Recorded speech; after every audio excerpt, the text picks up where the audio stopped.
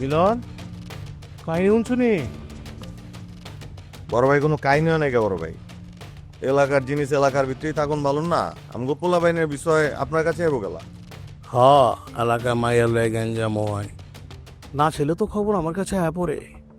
বড় ভাই গ্যাঞ্জামের কিছু নাই কা, আমি যে রূপবানরে পছন্দ করি এটা তো ব্যাপারতে জানে, কিনা তোরা জানোস না, কথা কস না গেলা, সবাই জানে ভাই। ও ঠিক আছে, ও পছন্দ করে রূপবান রে, হইতেই পারে, সমস্যা নাই, আকাশ বাতাসে ছড়ায় গেছে। কিন্তু কথা হইতেছে রূপবান কি পছন্দ করে ওকে? জিন্দেগিতেও না, হ্যাঁ জিন্দেগিতেও না।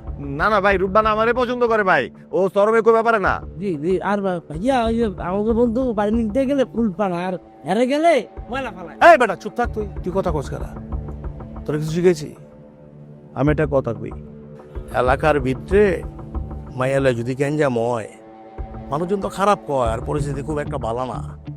এটা নিজে গভীরতে মীমাংসা করলে কিন্তু ভালো হয়। আর রূপবান যারে পছন্দ করবো এর হইব শেষ, কাহিনী এনে শেষ। আর মজনু গ্যাঞ্জাম করিস না ভাই,